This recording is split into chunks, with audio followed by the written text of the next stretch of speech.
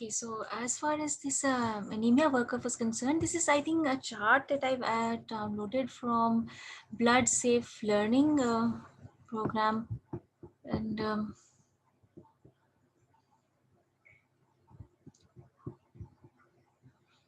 they had actually managed patient blood management guidelines for how to treat anemia and how to go about post-op pre-operative evaluations. So they had outlined this chart, which also appeared in the Lancet, and I think this briefly actually very well summarizes everything that needs to be done, because with hemoglobin less than 120 gram per liter, which is the normal, like 120 and 130 for males and females. If this is normal, then of course no action needs to be taken. However, if it is less than this, then assessment is necessary, and we need to evaluate the iron status. First, we go for the serum ferritin levels, and they have outlined it as such that the serum ferritin and the transferrin saturation levels are both, they may be visually done, or they both may be done at the same time. And in this case, even serum creatinine is also done along with the baseline parameters. So and then we can evaluate it accordingly. So serum ferritin, now this is what the thing that we were talking about yesterday as well, that serum ferritin, once it is less than, they had mentioned two values, that is less than 15 was diagnostic of serum was iron deficiency, and less than 30 also is considered diagnostic. So this is also just considered consistent with iron deficiency anemia, and the referral should for further rule out should be made in case of postmenopausal women and in men who have less than 30 or who are less than 15 microgram per liter of ferritin. And this is the range, the 30 to 100 microgram per liter range, where we need to do serum transferrin saturation also. And if this saturation is less than 20, then we need to rule out iron deficiency anemia by giving a trial of iron therapy. If this does not work, then we will need to consider it as anemia of chronic disease, and then we may have to treat it with we may have to consider adding erythropoiesis stimulating agents to the iron therapy that we are doing, giving.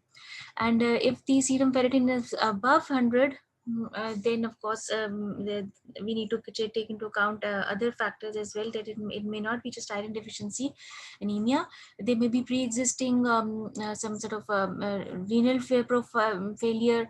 And something that I missed in this is, of course, the hemoglobinopathy part, which we need to consider while we are considering the iron status and the MCV and MCH. So if there is microcytic hyperchromic anemia, and we have given a trial of iron therapy and there is no response, then they have actually outlined two pathways, that it can be anemia of chronic disease, and it may also, depending upon the ethnic origin and the geographical location. For example, they had mentioned that in the southern part of the that hemoglobinopathies were more common in northern European descent people. So then serum creatinine and glomerular filtration rate had to be done, and this glomerular filtration rate, they had outlined the values, that is, if it was less than 35 mils per minute per 1.73 meter square, or 45 mils per minute per 1.73 meter square in case of diabetics. So then it was consistent with the chronic kidney disease, and referral to a nephrologist had to be made. However, if the glomerular filtration was normal, then we could consider coexisting other, like B2, could be B12 or folate deficiency, or could be both, and their levels had to be done. If they were low, then they could be readily and cheaply treated with just folic acid and vitamin B12 replacement. However, if this levels is normal, then again we have anemia of chronic disease, and then we need to consider giving iron therapy along with erythropoiesis stimulating agents. They have not outlined the role of transfusion in this whole management algorithm. And so for this, I think we still need to look up the guidelines, what the guidelines say about when to start with transfusion. There were other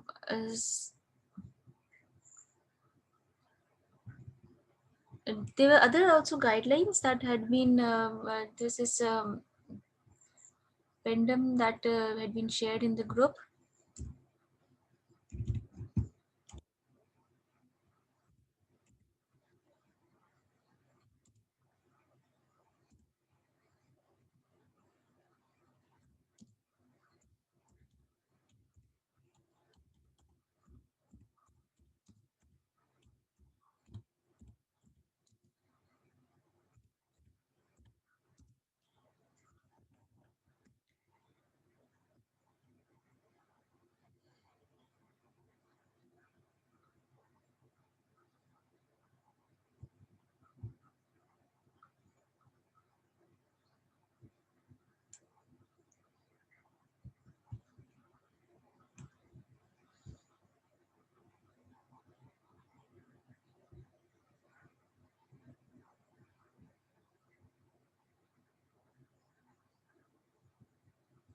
I think we'll wait for it.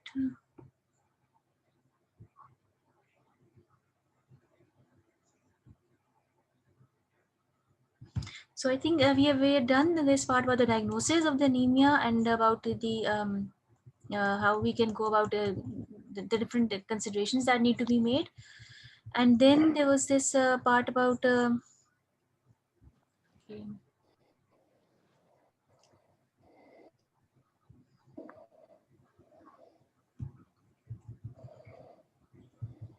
about the management options. We'll just start from here again because we had done that part about the iron therapy, of how iron therapy would be started in these patients. Now, the cause and severity, it depends, of course, and these are things that we need to take into account. What was the basically is the time limit that we have, and whether this urgency of the procedure and the cause and the severity of anemia. Then now iron therapy is based on 13 studies of fair to good and methodological quality, and the Australian patient blood management has recommended that iron deficiency be treated preoperatively. There are two options for iron deficiency anemia treatment: oral or intravenous iron supplementation. Oral are widely available and cheap and safe, and however, oral is poorly bioavailable. So now the pros and cons for this will be that oral always is widely available, cheap and safe, but it is there's poor bioavailability, and of course there is this problem with the with the dose related gastrointestinal side effects also. So there may be side effects in the patient as well, and so absorption may be compromised. The amount of bioavailable iron that is in those preparations may be low, and the dosing needs to be optimized. In the even with optimal dosing, the rate of hemoglobin correction is low, typically about 10 gram per liter per week. So after correction of anemia, oral iron supplements should be continued for, and then even after correction, you need to continue for about 3 months to replenish the stores.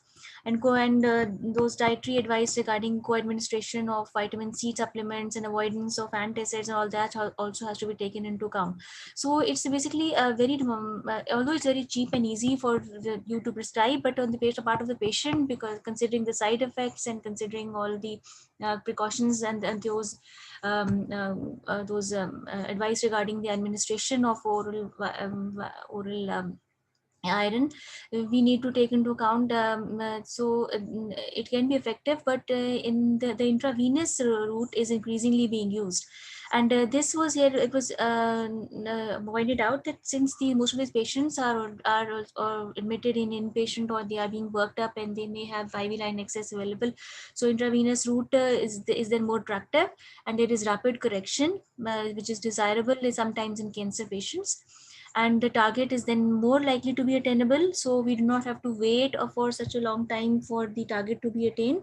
And then also after the target has been attained, so then after the target has been attained, it is we do not have to continue for so long. We just may need to just give some few therapies for you, depending upon the rapid infusion, single total dose infusion preparations that we have, like ferric carboxymaltose. We may not even have to proceed with those like those oral tablets up to 3 months are there. So we can just give just one single dose and we can correct the anemia.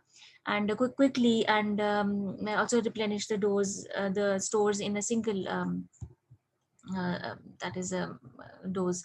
So recently developed intravenous formulations are therefore safer than older ones, and because iron is encased in a carbohydrate shell, so because of this they do not have the because if there's a carbohydrate shell, they do not cause so much nausea and vomiting and gastritis, and they may then basically because of this all and because they don't have those that's the rate of anaphylaxis is also then reduced because of the high molecular weight drug strands are avoided. The serious adverse effect is estimated at less than 1:200,000 administrations. And and also so the only like sort of the adverse effect that they had was just anaphylactoid or anaphylaxis reaction, and even that now with the better preparations can be avoided. And of course if this IV infusion is given in facilities with resuscitation equipment and trained staff, so then even that is also minimized if they're able to promptly treat the anaphylaxis at the beginning of at the onset. So the choice of iron preparation and administration route is thus not simple. It depends on interaction between agents, cost, administration factors, numbers of visits, and length of administration episode, tolerability, safety, and practicability within a given surgical pathway. Organizations should take their own local circumstances into account. There was this talk yesterday about whether there are any sort of outlined path like flow charts, or that may be there. These recommendations they have they shared certain recommendations which are followed in parts of UK. They have not actually themselves endorsed any sort of recommendation that this is the pathway that has to be followed. They were just certain examples that the local authorities, they can, like, local hospitals, they can have their own pathway of how to go about dealing with intravenous administration. But the gist of it was, of course, this figure that we that I mentioned earlier. This is based on the Australian patient blood management profile, and in this also, as we stated, that we just we have iron deficiency, then the serum ferritin is taken into account. If less than 30, it's more likely iron deficiency. Between 30 to 100, it can be iron deficiency. We may have to go with the transferrin saturation as well to confirm it, and then give a trial of iron therapy. If there is no response, then we can think of other factors contributing. And then if the serum ferritin is more than 100 and transferrin saturation is also more than 20%, then we need to think about renal factors as well. And then there may be I think there's some noise.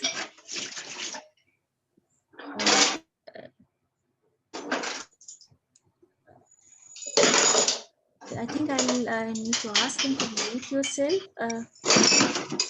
Okay. Okay, then we have serum creatinine and glomerular filtration rate is done, and this glomerular filtration rate, the values had been suggested in the BSH guidelines. That the glomerular filtration rate, if it is less than 35 mils per minute or 45 mils per minute in case of diabetics, then it's most likely chronic kidney disease, and then it needs to have nephrological consult done, and if it is normal, then just vitamin B12 and folic acid. Okay, so now this part about the iron supplementation, we have briefly gone through it. I think this thing about ferritin being less than 100 and transferrin saturation being less than 20, then of course we need to go for iron therapy. And if it does not work, then we can switch to IV and iron for rapid where patients are intolerant or unresponsive. And also in cases with the interval between detection of anemia and surgery is predicted to be short, even then intravenous can be given. And with the time to surgery is short and it is more practical, agents that allow for single dose treatment are appropriate. Now, vitamin B12 and folate therapy, they are also given, detected during the surgical preparation. They should be treated. And now, as we come to this part about erythropoiesis stimulating agent therapy, this is the one that we did not do yesterday. Agents available to stimulate erythropoiesis in clinical practice are all recombinant variants of the naturally occurring human erythropoietin, including agents such as erythropoietin alpha and darbepoetin. These agents are most commonly used in renal medicine. In addition, erythropoietin alpha is also licensed for perioperative use, although there is no biological effect difference between different ESAs. So, although the most one that is available licensed for perioperative is the erythropoietin alpha. But in addition to their effects on red cell mass, erythropoiesis stimulating agents may also protect against tissue ischemia by antioxidative and anti-inflammatory mechanisms and promoting small vessel angiogenesis. So this is the role that these have. Not only will they achieve rapid response because of their effect on the red cell mass by increasing the red cell mass, but this is also important because they have they will protect against tissue, because they will increase the amount of new red cells in the circulation. Those new red cells will then have better oxygen carrying profile, with being less tissue ischemia, antioxidant in nature, and anti-inflammatory mechanisms may also be there by promoting small vessel angiogenesis. Now, the Australian review group, they found 11 randomized studies, all of fair to good quality, which consistently showed that ESA therapy decreased transfusion, but none were powered to provide evidence on other outcomes. A meta-analysis that partially overlaps with the above review found that ESA therapy before lower limb arthroplasty substantially reduced transfusion requirements. Most of the studies that we have actually come across here, they were done on patients who were requiring surgeries like hip or knees replacement surgeries.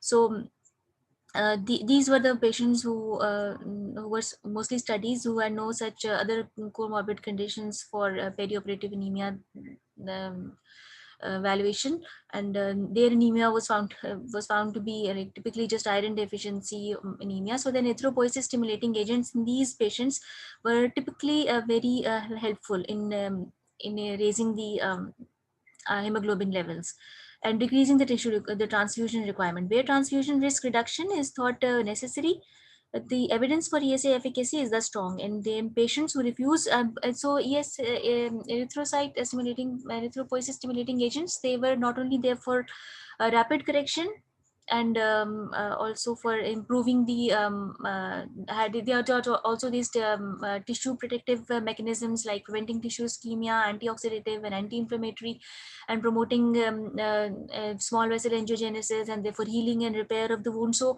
in a surgical sort of a scenario, these erythropoiesis stimulating agents, they helped with the recovery of the patient as well. So not only did they raise the hemoglobin level, but they also helped with the recovery by preventing tissue ischemia and promoting angiogenesis and helping in healing and repair and having an anti-inflammatory mechanism there as well. So and apart from this, they are also, as they say, on patients who refuse, so those Jehovah Witness patients who refuse blood transfusion, they have a very great efficacy in those patients, and also in those who had problems with eliminization. And as we know that who had problems with getting a compatible blood available for those patients. So even those who had compatibility issues for blood transfusion, or those who refuse blood transfusion, so in all those patients, ESA therapy remains the cornerstone of therapy. Much less evidence exists in support of ESA treatment to improve other patient outcomes, and the literature is conflicting regarding risk-benefit balance. And concern exists that ESA therapy may worsen survival in cancer patients. Okay, so in cancer patients, however, there is concern that the erythropoiesis stimulating therapy may worsen survival, because they have a stimulating role perhaps on the bone marrow. So in patients who have cancers, this sort of angiogenesis promoting agent may therefore worsen survival in these patients. So we do not actually want all this mechanism in place where there is anti-inflammation and immune That's modulation going absolutely. on. So yes, a therapy was beneficial in the preoperative scenario, and also in the for patients who refuse their blood transfusions, and also for those who have problems with compatibility issues with alloimmunization, etc. But it is not a benefit for cancer patients. So there is worse survival in cancer patients. So ESA therapy should therefore be avoided in these patients. So they found that ESA therapy for chemo and radiotherapy related anemia improves quality of life and reduces transfusion requirements, but that overall survival is worse. So although the transfusion requirement was reduced in this case, but the overall survival of these patients is compromised because of course the angiogenesis promoting factors. In all but one study in this review, ESA therapy was given for more than 6 weeks and for more than 12 weeks, making the applicability to preoperative patients unclear.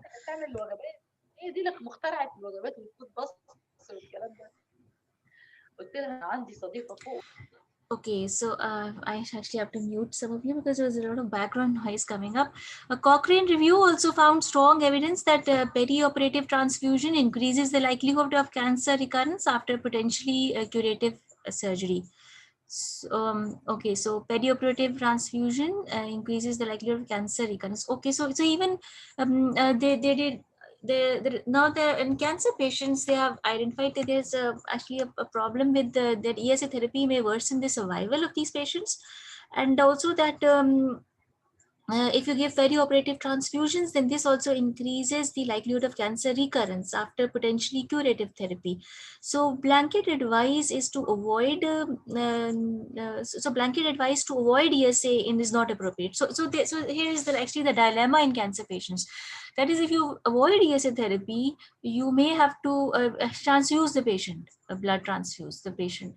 And that also may increase the likelihood of cancer recurrence after potentially curative therapy. So that is why they have actually told that blanket advice to avoid ESA is therefore not appropriate. Some may be given erythropoiesis stimulating therapy just to get over the the surgical part, if they are having any sort of curative surgery, just to get past that surgical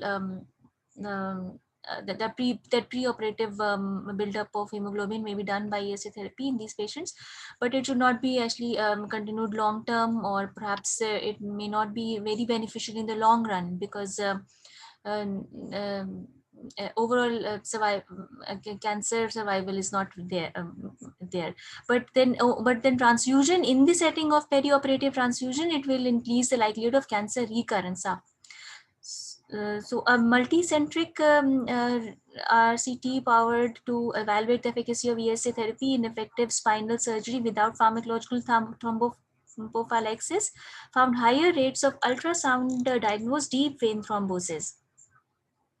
ESA therapy is expensive, and the authors concluded that the cost was not justifiable. The clinical and cost effectiveness of ESA therapies also falls within the scope of forthcoming guidelines from the UK. Okay, so now the ESAs thus appear effective in reducing transfusion risk, but are expensive and have potential side effects and serious complications, especially, of course, as we have discussed in the cancer patients. And individual risk-benefit decisions are necessary, and further research is urgently required that evaluate the safety of ESA therapy when used perioperatively. Consequently, we make no recommendation for the use of ESA therapy other than where transfusion avoidance of itself is clearly beneficial. And of course, these are those in which whom ESA is really given. The patients who refuse therapy, like the Jehovah Witnesses, or those who have complex immunizations and for whom finding compatible blood is very hard. So these are the patients who are basically given ESA. For other patients, we need to weigh the risk benefit ratio. That is whether there is a risk of giving ESA therapy and promoting erythroangiogenesis, and therefore probably if it was a cancer curative surgery, then that may actually be harmful for the patient. So but then even transfusions are also harmful for those patients who are given perioperative transfusions, especially cancer patients.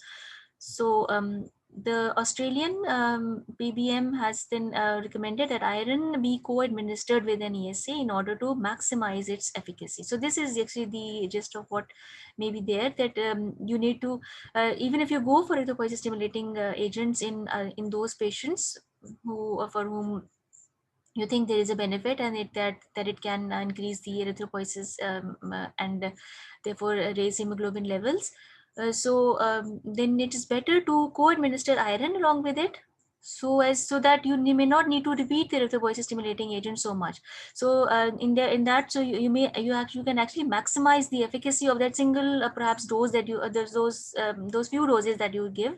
You may maximize their efficacy by co-administration of iron, and we could find no evidence on the best route of iron administration to maximize. So it could be either, given that compliance with oral iron is often difficult and its absorption is not certain, so it is of course pragmatic that intravenous route IV iron plus ESA is given in these patients so that therapeutic plasma levels are assured.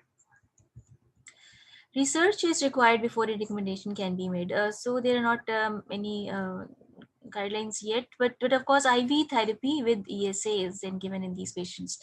Where transfusion avoidance is desirable, for example, in patients who refuse blood or those with complex immunizations, ESA therapy may be indicated to treat preoperative anemia.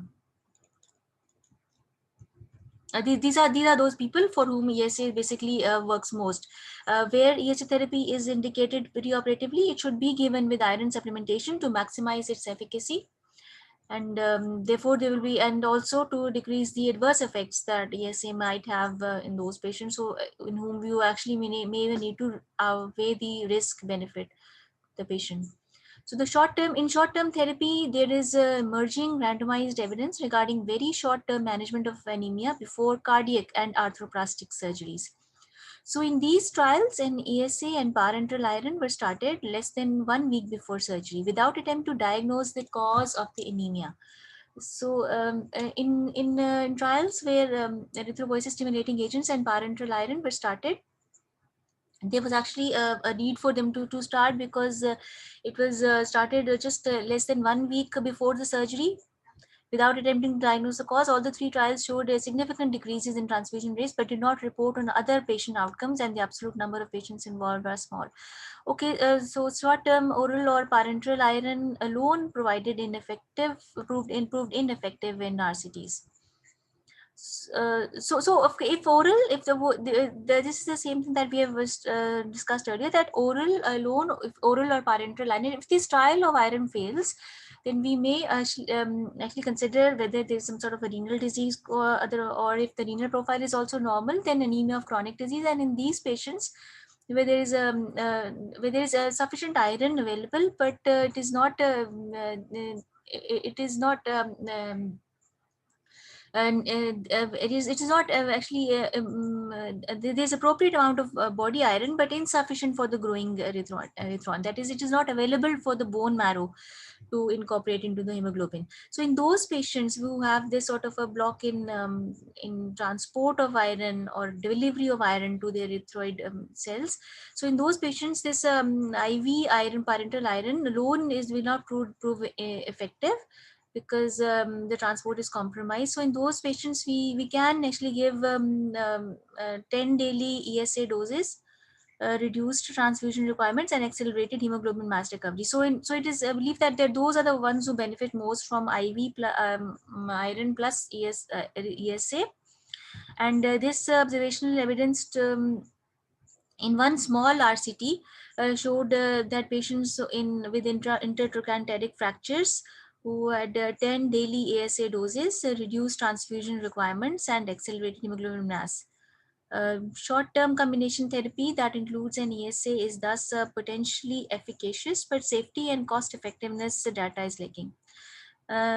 Okay, so the risk benefit ratio and of course the cost effectiveness need to be weighed for the use of erythrocyte stimulating erythropoiesis stimulating agents. This group considers that until better safety data is available, combination therapy should only be used after patient counseling that is explicit about the lack of safety data. We therefore make no recommendations. Okay, so now top-up transfusions have traditionally been used to prepare anemic patients for surgery, but no randomized evidence exists that this is of benefit. Traditional practice includes pre-operative transfusion at trigger values as high as 120 gram per liter. Okay, so that this is the one thing that we were actually discussing, whether there are any triggers for transfusion. But the pre-operative, these can vary, and these will be according to the according to the area where the local studies are done. So they have been found that even as high as 120 gram per liter at even these triggers, some people have been transfused preoperatively in anticipation of further blood loss. So trials of restrictive versus liberal transfusion for hemodynamically stable patients showed restrictive strategies to be superior in critical illness and gastrointestinal bleeding, and safe in elderly patients. So of course we need to take into account whether about the age of the patient and the risk of bleeding, whether there was significant risk of bleeding or not, or whether the patient was an elderly a patient, especially after hip fracture repairs. So if those patients who may not be able to tolerate this transfusion overload, so those patients, restrictive therapies were strategies were superior. In single studies of perioperative transfusion in major cancer surgery and in cardiac surgery, they suggested a trigger of 90 gram per liter may be superior to 70 gram per liter or 75 gram per liter respectively. Okay, the only recommendation that they make is that it will be actually on the it will be actually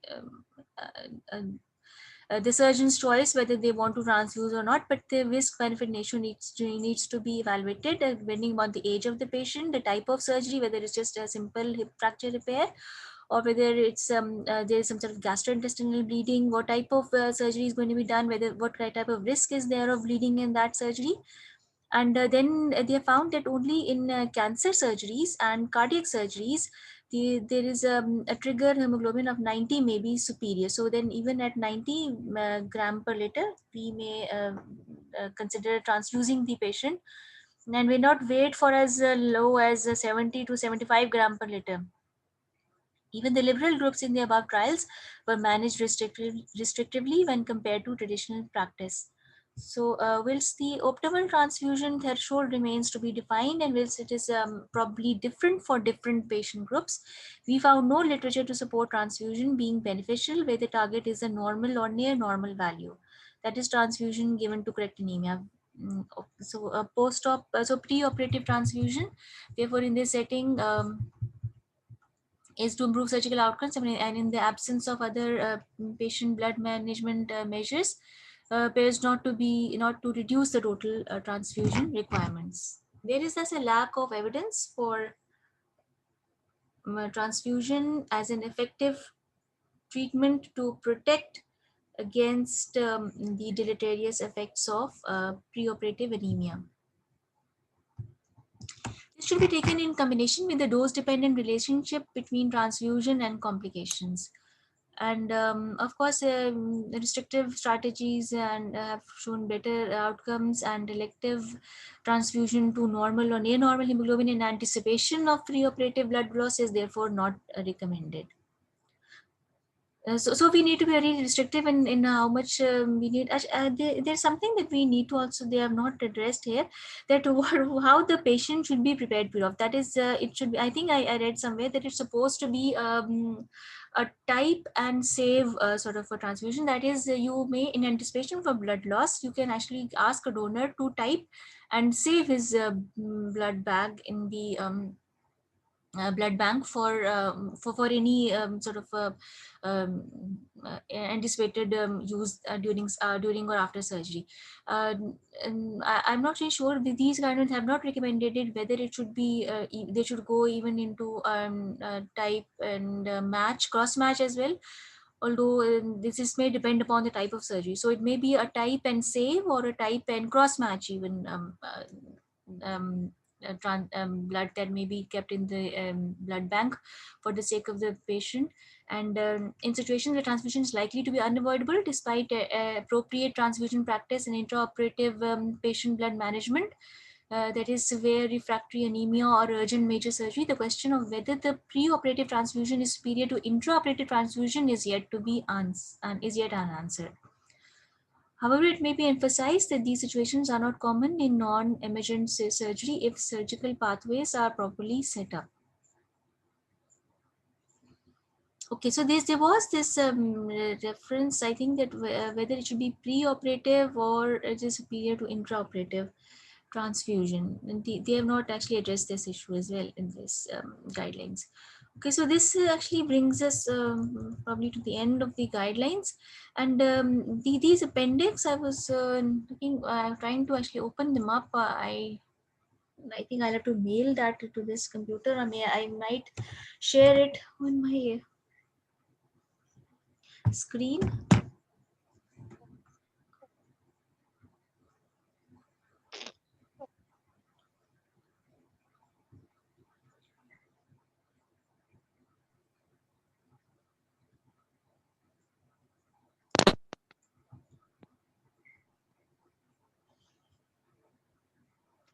Dr. Nadia? Hello. Hello, Dr. Nadia. Yes. Can you go on the supporting information? Um, The supporting these you can appendices that download the template okay. from there. Yes, yes.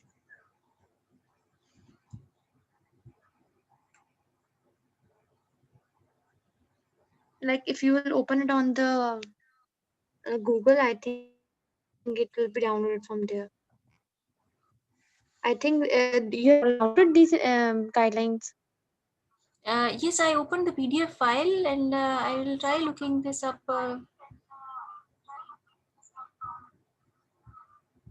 Supporting Just evidence. go on to the yes, supporting information at the end of the guidelines, because they have attached the link there. When you click there, then the 10 pages will open there.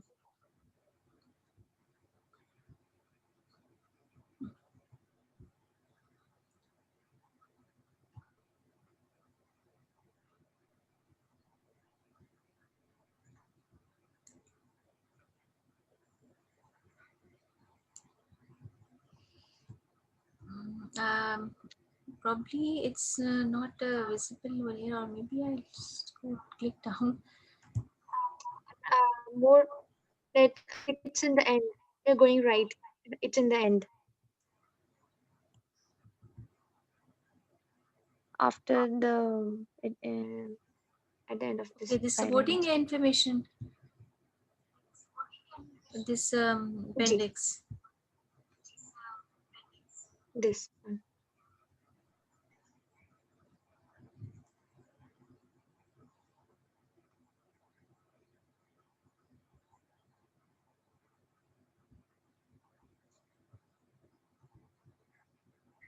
I think it's a Word document. Yes, this one. Well, they have highlighted all the midline researches that they've done in all those surgical procedures and the use of iron, B12 and folic acid and the imetinics and erythropoietin. So they have taken into account all these in their database while they were going through these recommendations.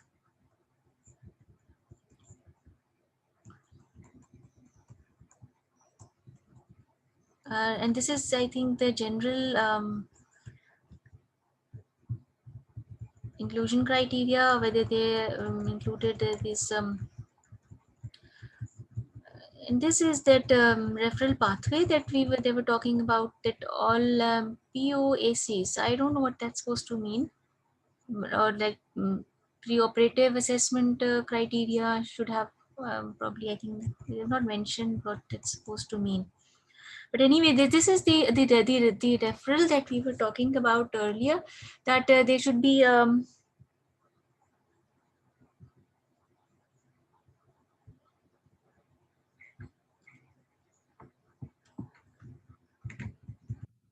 that there should be a comprehensive written policy in place covering all aspects for the recognition, management, and treatment of anemia.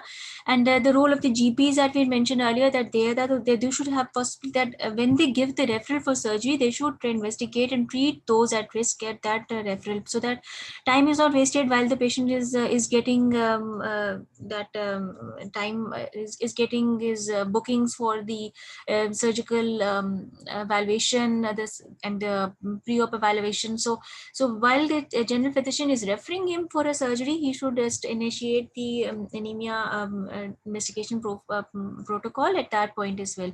And the reference letter should then include all the relevant clinical information, all the investigations that the GP themselves has done. They should be also included in the reference letter.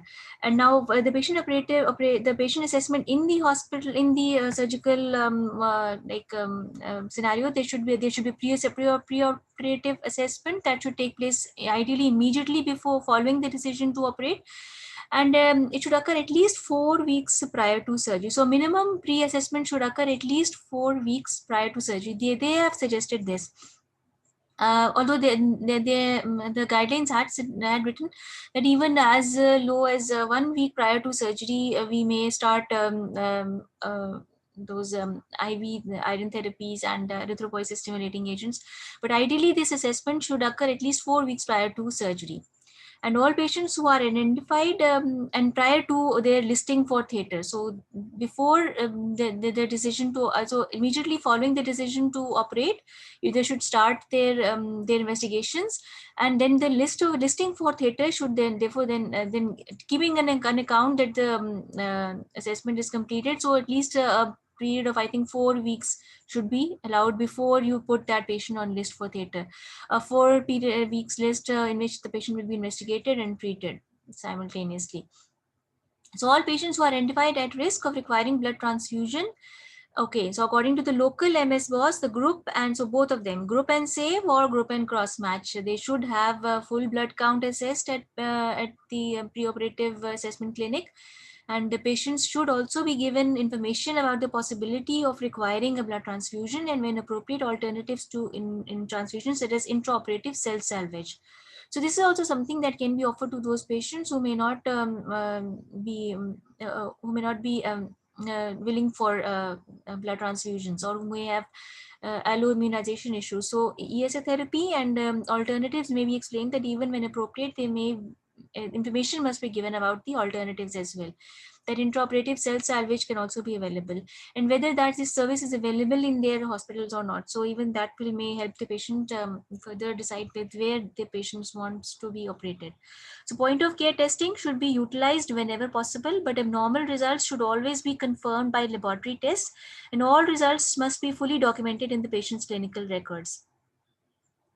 Okay, and so those patients who are at risk of anemia, or who have anemia, and those whose surgeries have a risk of bleeding, in those cases, so point of care testing should also be utilized, so that during surgery also, if you anticipate that, if you see that there is a lot of blood loss, so even those normal the point of care testing should be done, and however, those abnormal results should always be confirmed by a laboratory tests. And both these tests, they should be, or both these observations, they should be fully documented in the patient's clinical records. So this was the hemoglobin that was done at the point of care testing instrument, and this is the lab value, and this is what they did when they got this hemoglobin checked. So the patient's current medication should also be assessed for drugs which increase the blood loss, and the decisions to cease preoperatively should be made as appropriate. Of course, this is all to do the patient assessment. This is all to decrease the transfusion requirement. That is, the drugs that may increase blood loss are to be stopped preoperatively, and then facilities for intraoperative cell salvage should also be made available. Point of care testing. So these are, I think, some new things that we need to take into account. Whether there is this intraoperative cell salvage, the point of care testing that should be made available, and the medications that should be actually reviewed before the surgery is planned. So this is something that we need to actually remember from this, that they should be at least started 4 weeks prior to surgery, and that they should the blood transfusion requirements, when they are needed, they should always be just a group and save or cross match kind of blood transfusion. That is this unit, therefore, because we are identifying these patients and we are treating them, and they are online for pre-op blood transfusion. The blood bank is being collected, but it's only a group and save or cross match type. So it's not like the bag may be released if the patient is not used the blood in the procedure, in the surgery. This may be released for another patient as well. So, and then for this 4 weeks duration, and this grouping and cross matching, and this option of intraoperative cell salvage, then the point of care testing and the medications review, this should then therefore be done preoperatively as well. Now the review, then just before the while the patient is being put on the list, all full blood count CBCs should be reviewed within 2 working days, and the diagnosis of anemia should be based on WHO classifications or locally derived determined normal ranges. Normal results should be discussed with a member of the clinical team who has sufficient authority to commence treatment, referral for further investigation, or delay surgery. So oral iron therapy should be commenced if the patient is definitely anemic. In case of is commenced definitely for all anemic patients with MCV and MCH suggest iron deficiency anemia, and it may be commenced for all anemic patients who may not have these iron deficient indices, but they may have these are for all those patients who may not have very low perhaps ferritin levels as yet. So, and also patients attending the pre-op assessment clinic who are undergoing a procedure which may frequently result in significant blood loss. So even then, in these patients who are at risk of bleeding, and for whom or those who are identified as iron deficient, this oral iron therapy can be commenced. Or on those anemic patients for whom no cause is as yet known, a trial of iron may be given.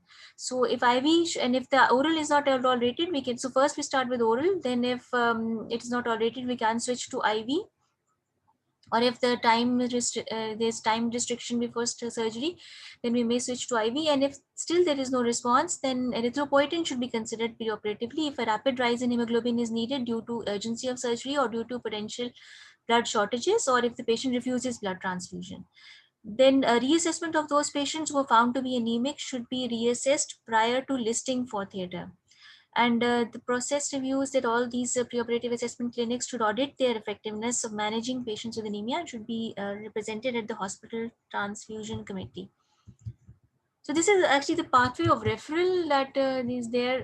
That is, first of all, the GPs, they provide all the information when they refer. Then when the patient is being assessed in the preoperative assessment clinic, then also we need to take into account these 4 factors, that the patient should be, that the surgery should be deferred as much as possible, at least about 4 weeks, and then a group and save or cross match, and then this thing about intraoperative cell salvage should be and this point of care testing, this should be considered. And also the medication should be reviewed. Then after you have assessed all the results, the patient can be, and if the patient is found to be anemic, then the patient can be started with the oral iron therapy. And if it is not tolerated, switch to IV. And if if the rapid rise is needed, then even ESA can be there, and all results should then therefore be discussed in the hospital transfusion committee. Okay, this is all the anemia pathway referral. That is, if less than 130 and 120, so then this trial of oral iron and recheck at 4 weeks, and if normal, then proceed. If abnormal, then we may need to postpone the surgery or investigate further. I think this is the one that was, these are actually just algorithms that are according, these are on different hospitals in the NHS Foundation Trust. This is the one of the Airedale Hospital for the hip and knee replacement procedures. They had outlined a procedure for hemoglobin and ferritin, and this is much in line with the guidelines also, which show that if of course the hemoglobin is normal, it is a low risk, and we may proceed. If the hemoglobin is less than 12 or 13, that is for males and females. If it is less than normal, then we may notify GP and anesthetist. If the patient is male, and here we may add that if it's a post menopausal female, even then if it's less than this, we need to take into account. Otherwise, the trigger, so 12 and 13 for most cases, and 11 was for pregnant females, and less than 12 also we need to notify the general practitioner. So and if ferritin is less than 100, now there was this gray zone between 30 and 100, that in which a trial of iron may be given, but generally less than 100 always a trial of iron is given. Less than 30 is diagnostic perhaps of iron deficiency anemia, and so that it is justified to give iron.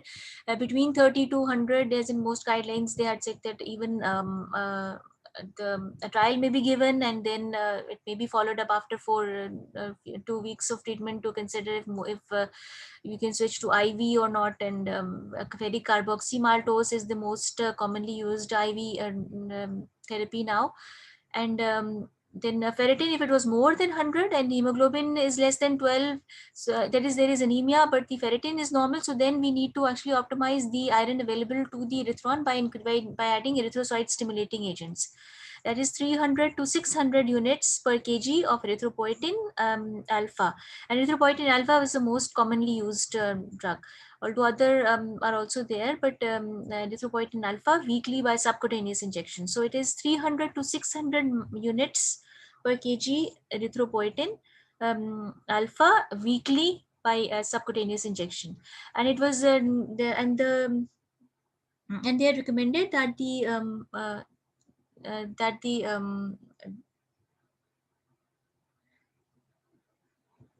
and they had recommended that the dose of erythropoietin should the dosing and the repetition should be kept into account, that whether that we do not repeat erythropoietin or just give erythropoietin alone, because that would increase, and because then the weekly requirement would be increased. So we can add it with oral iron to or IV iron as in itself to optimize the iron availability. So first dose in hospital before surgery, and 3 doses via general GP surgery.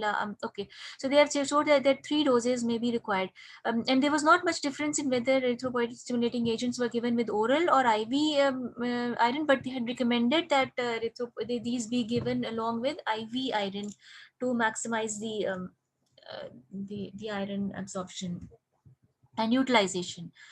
Of course, more than 100 and hemoglobin more than 12 needed no action, and we could proceed further. So full repeat blood count in final week before surgery, and then intraoperative measures advised. Okay, so intraoperative measures were all those point of care testing facilities available, and the facility of intraoperative cell salvage was there.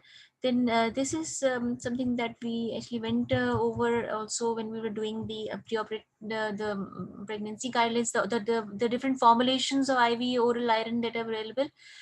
Iron in the form of dextran and sucrose, and ferric carboxymaltose and isomaltoside.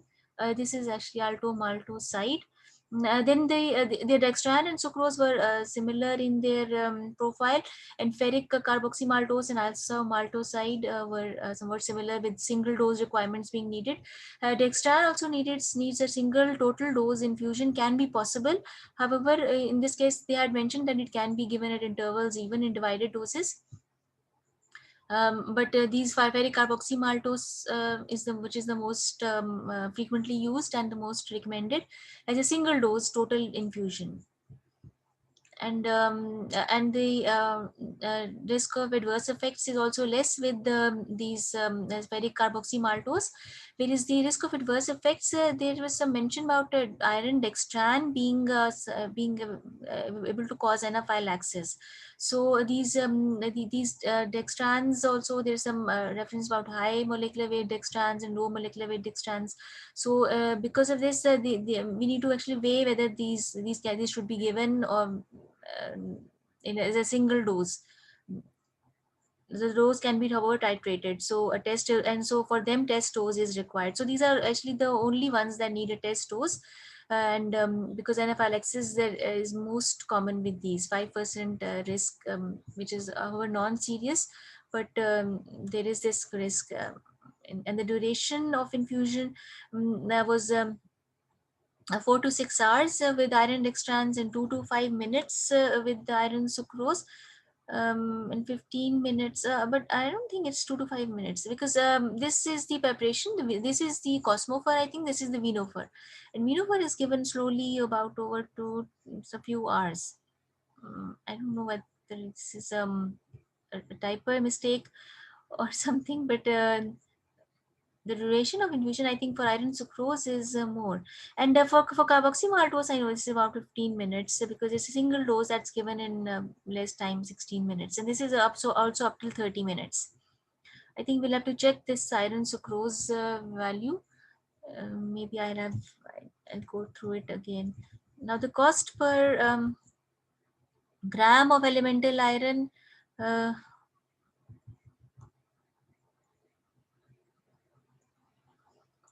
is of course the cost is more with the single dose infusions, IV infusions.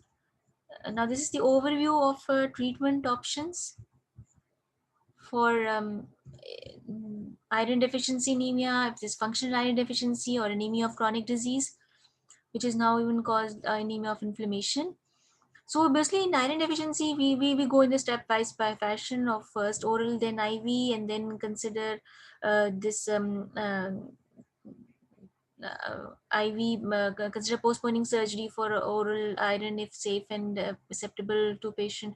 So this takes actually a long time, but the functional iron deficiency, we will go for just directly for IV iron. And for anemia of chronic disease also, IV plus ESA therapy is given. But ESA therapy, if a transfusion avoidance is necessary for Jehovah Witness patients, and we also need to co-administer the iron. So if less than a week is left, consider postponing surgery if safe according to severity of anemia. Iron alone is unlikely to be effective, and combination therapy with IV iron and ESA after consideration of risk-benefit balance and patient counseling must be made. So ideally, they had actually even recommended that it should be a 4-week period in which the iron, the treatment, the investigation and the treatment may be offered to the patient. And then after this, in a pre-op the setting, less than, if after just 1 week before surgery, we will assess the patient again. If the anemia has improved, then we may go for surgery, and if or we may consider postponing if it is safe for the patient. So we may have to consider risk benefit balance. I think this is the 10-page document that we're referring to. Most of it Can has you been. please tell what the risk of IV iron, if there is any?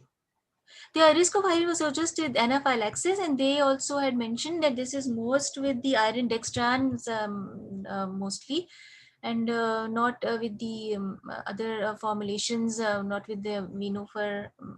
I think that irons. But that's the non-serious risk. Is there any serious risk?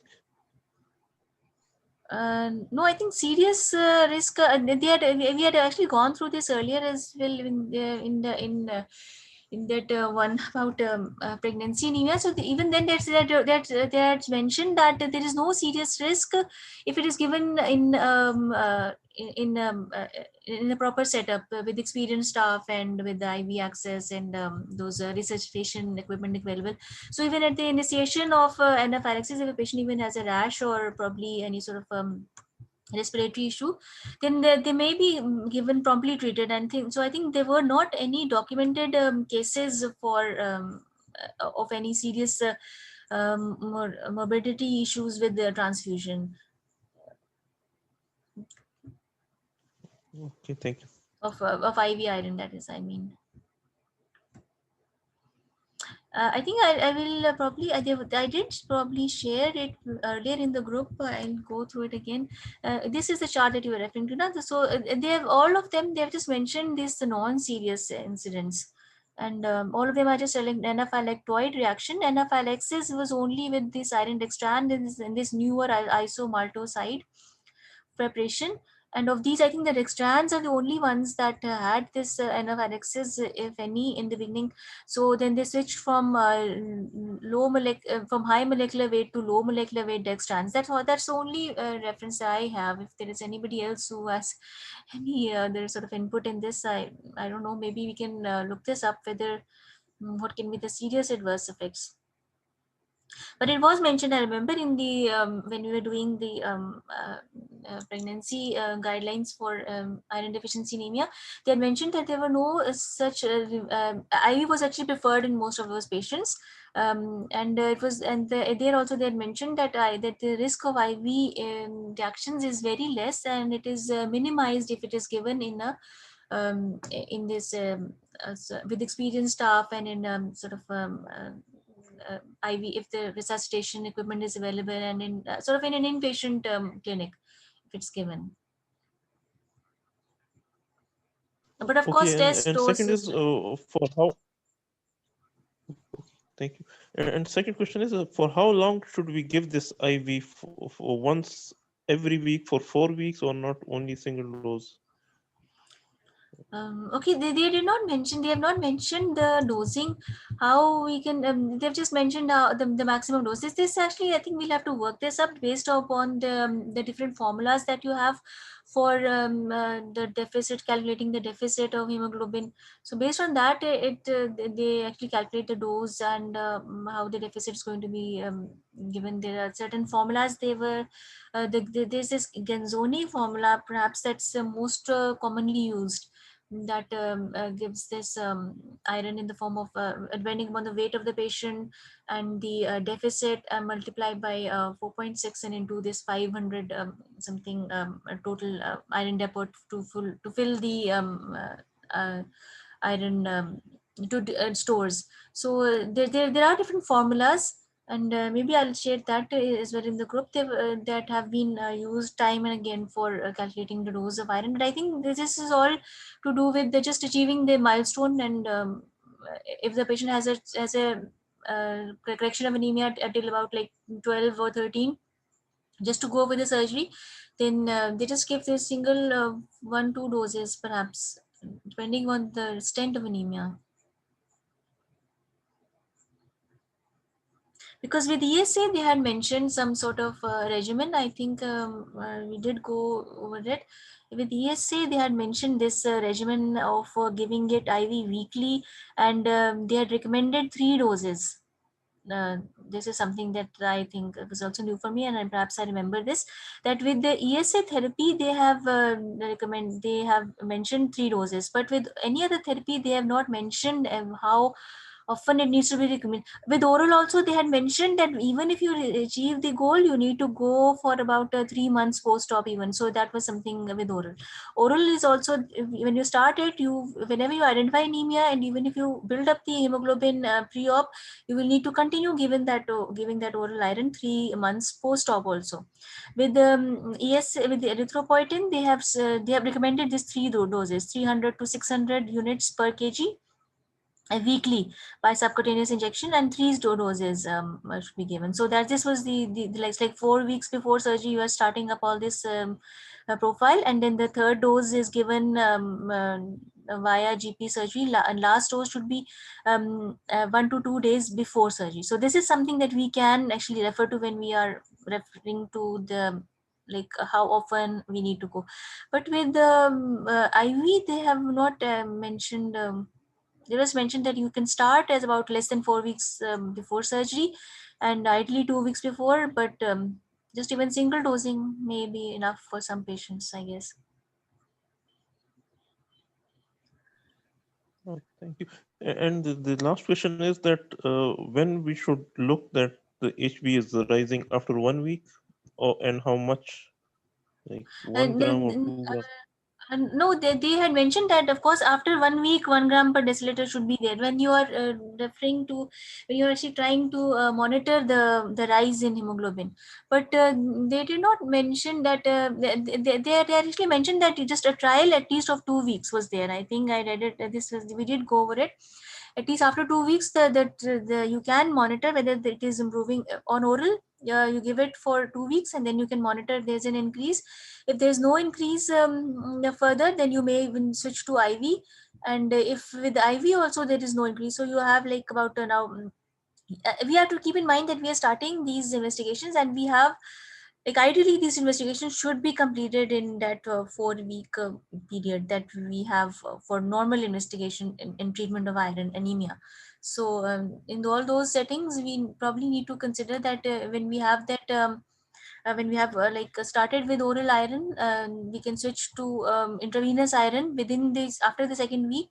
And if does not work, we can switch to ESA therapy as quickly as possible if the diagnosis is that of anemia of chronic disease or any sort of or underlying inflammation.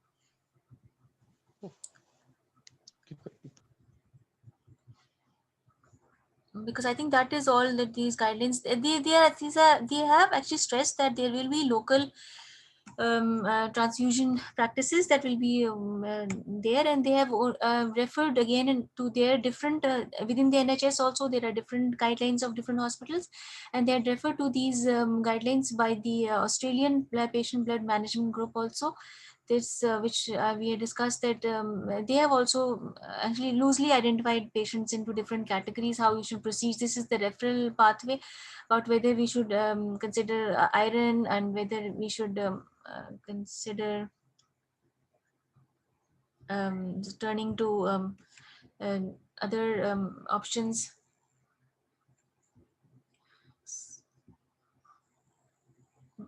So I think this is just about the whole gist of the preoperative evaluation.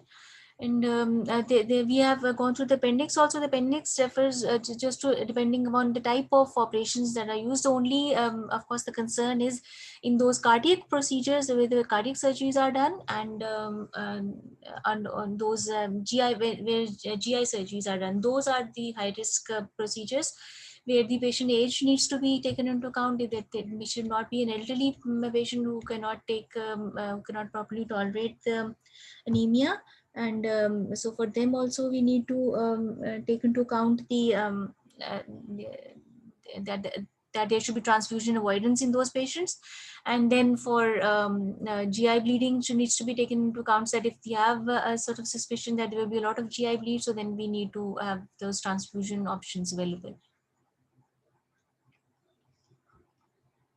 So I think next time we'll probably, because I think we have gone up with the iron, the preoperative assessment, the pregnancy evaluation for treatment for anemia, and also the different indices that need to be worked up for functional iron deficiency anemia. So next time we'll probably go over the raised serum ferritin, because this is something we have actually covered a lot of this less than 30 and between 30 to 100. And this raised serum ferritin levels, we will actually cover them. What are the causes of raised serum ferritin, and whether the most common causes, and they have actually outlined it in the guidelines how to proceed with raised ferritin levels. So then probably if there's anything someone else would like to add to this, because we have, I think, gone into detail about the guidelines. I think the other questions may be just we need to just look them up in the Google search. There were a lot of flowcharts that I came across, but this was like the most easiest, I think, and the most easy to follow. So I think we'll just conclude it here, and inshallah tomorrow we'll start again with the serum ferritin ones.